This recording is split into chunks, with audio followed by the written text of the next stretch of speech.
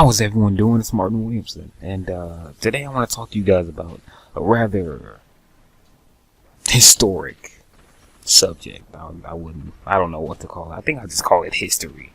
It's more of a history lesson on why I got into commentating. Well, back in 2010, I came across a commentator that's really known today. His name's Chris Smooth. I'm pretty sure all you guys watching this, you probably know him. I came across him, and the first video I ever watched of him was the video where he was in a lobby and there was infinite everything. And from that point on, I started watching more and more of his videos, and then I came across the abusing claymores video. And after I came across that one, I started watching more. I started watching more. I started watching more. And then I really wasn't big on what YouTube was. I was just kind of new to YouTube, you know. I was just searching stuff, and as soon as I discovered his channel, I just kind of kept searching his channel in like every other day. But then I didn't know what a subscribe button was, to be honest. And I was like, I don't want to keep coming back to this channel, so I hit that red button in the corner, and I was like, it said subscribe, and I was like, I won't have to pay for this, will I? That's right. I was like, I won't have to pay for this, will I? And I hit the button, and I was like, okay, I guess not. And then from there on, he kept uploading, you know, more Modern Warfare 2 videos, and as so on and so forth, as each and every Call of Duty came out up until Black Ops 2, and then that's when he just all of a sudden quit Call of Duty because it just got so terrible for him. He couldn't force himself to play it and stuff like that. So that's pretty much how I got into commentary. But now the reason why I want to be a commentator, the reason why I like bringing content, I like making videos, is because pretty much the whole aspect of making someone's day a little bit better, making someone laugh, put a smile on their face, make them feel good after a horrible day. Maybe they just got in a car crash, their car just got totaled, and now they don't have any way to get around, and a simple click on like my video or someone else's video could change that. It could put a smile on their face, could cheer them up, to give them hope. Simply is why I am a commentator. I don't want to be a commentator. I am a commentator. That's simply why. I just want to inspire people. Just want to make people feel better. Just want to make people happy. That's it. I don't care about view count. I don't care about sub count. I don't care about any of that. When it comes to sub count, I do care just a tiny bit, because when I make something, when I put my hard work into it, when I work so hard and I put my heart and soul and I create something that is near and dear, something that I'm proud of, I want people to see it. So sub count does matter just a tiny bit to me, but overall, not really. So that is pretty much the history behind why I became a commentator, and why I do commentaries, and why I try to make people laugh, and why I want people to see the stuff that I make. So if you have a passion or anything that you enjoy doing, why don't you go ahead and let me know what it is down in the description, because I'd really like to know, and tell me why you want to do it, and tell me why you got into it in the first place. So today is going to be a double history lesson.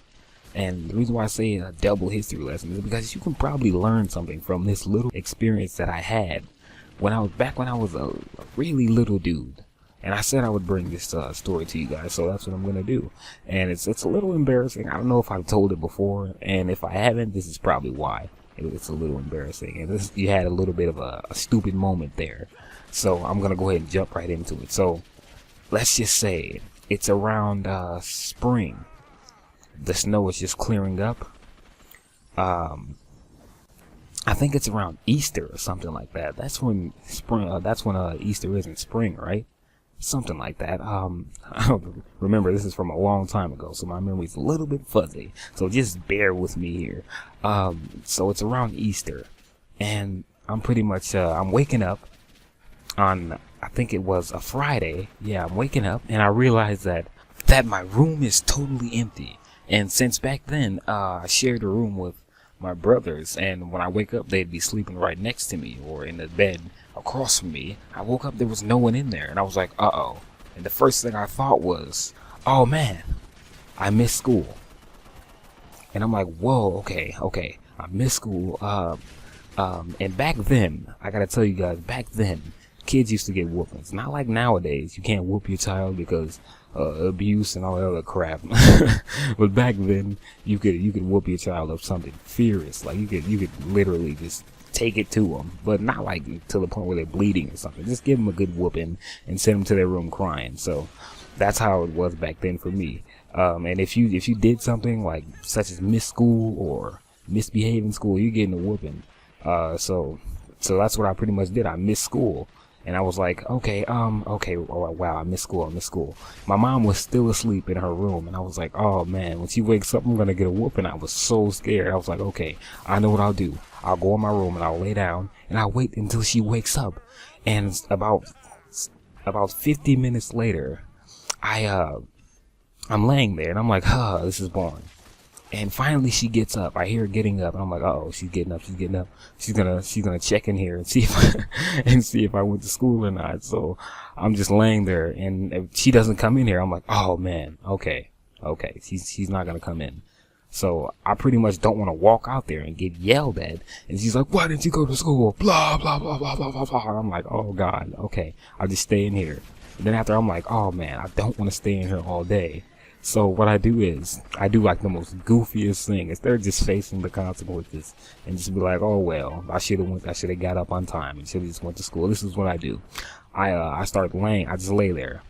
And then I start jumping around my room to make some noise, to kind of like draw her in, like, what's going on in there? Let me check. Who's in that room, you know? I started making noise, like jumping in my bed and playing around. And then after that doesn't work, since when I was younger, I shared rooms with my brothers. We had like a big basket of shoes, and it was full of shoes. So it was like my shoes, my brother's shoes. Yeah, just full of shoes and sandals and stuff like that. So I started grabbing some shoes. I put about like 4 in the bed with me, and I got under the cover. And what I do is I throw one at the wall and act like I was sleeping. And that's right, I did that like 5 times. And when she didn't come in my room, I was like, what is going on? Why isn't she coming in my room? And then I was like, you know what, fine. I finally worked up the courage. I was like, you know what, I'm just gonna go out there. I'm just gonna go out there and face the consequences. So I go out there and I'm thinking she's gonna yell at me, and she doesn't even say anything. I'm like, where is my siblings? Is pretty much what I asked, but I didn't say it like that because I was little. I was like, where's my brothers and sisters at? And I was like, she was like, they're at your uncle's house. And I was like, don't we have school today? And she was like, no, it's Easter today, boy. So pretty much I just did all that for no reason. So the moral of the story, or the lesson here, is to pretty much don't be afraid to accept consequences, because it might not be what you think it is, or you might not get the result, not the result, but you might not get the reaction that you think you might get. You know what I mean? Just go ahead and face the music. Don't be afraid. So after all that, I was like, wow. And I went back in my room and I looked at my room and it was just like a mess. I was like, now I have to clean all this up. I hope you guys learned something from this story. I hope you guys had a couple laughs, and I'll see you guys in the next one. Peace.